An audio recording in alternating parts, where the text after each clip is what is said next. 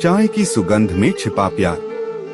दिल्ली की पुरानी गलियों में छिपा एक छोटा सा चाय का नुक्कड़ था, जहां चाय की खुशबू के साथ एक प्यार की कहानी भी पकती थी।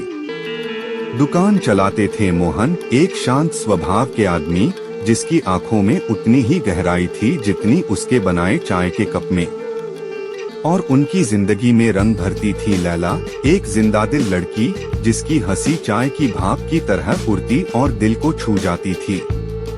लैला मोहन की दुकान पर रोज आती थी, न सिर्फ लजीज चाय के लिए, बल्कि मोहन की शांत बातों और गहरी सोच से सुकून पाने के लिए। वह उसे कहानियां सुनाती थी अपने सपनों की, बड़े शहर की जिंदगी की, और मोहन उन कहानियों में खो जाता था। धीरे धीरे चाय की सुगंध के बीच उनके दिलों में एक अनकहा रिश्ता पनपने लगा। लेकिन जिंदगी का सफर हमेशा आसान नहीं होता। मोहन एक छोटे से शहर में अपनी जड़ों से जुड़ा हुआ था, जबकि लैला को बड़े शहर के ख्वाबों ने आतुर बना रखा था। उनके बीच एक अनकही दूरी थी, जिसे शब्दों में बयां करना मुश्किल था। एक दिन लैला ने मोहन को बताया कि उसे बड़े शहर में एक नौकरी मिल गई है।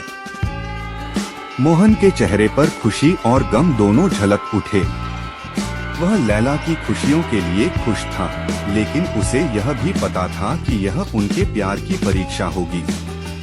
विदाई के दिन मोहन ने लैला को एक छोटी सी चाय की पत्ती की डिबिया दी, जिसमें उनकी प्यार की यादें और शहर की खुशबू बंद थी।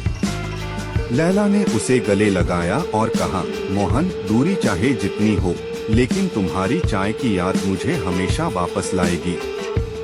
लैला शहर चली गई, लेकिन मोहन की चाय की दुकान में उसकी खुशबू बसी रही।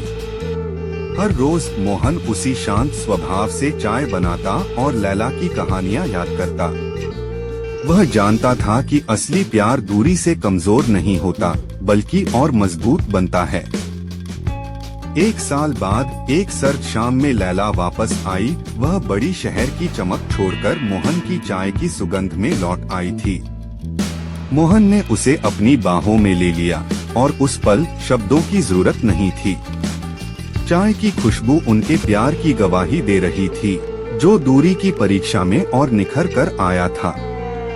यह कहानी आपको बताती है कि प्यार एक ऐसा बंधन है जो किसी भी दूरी या परिस्थिति से टूट नहीं सकता। यह आपको यह भी सिखाता है कि कभी कभी सच्चा प्यार छोटी छोटी चीजों में, जैसे कि एक कप चाय की सुगंध में छिपा होता है। मुझे उम्मीद है आपको यह कहानी पसंद आई होगी।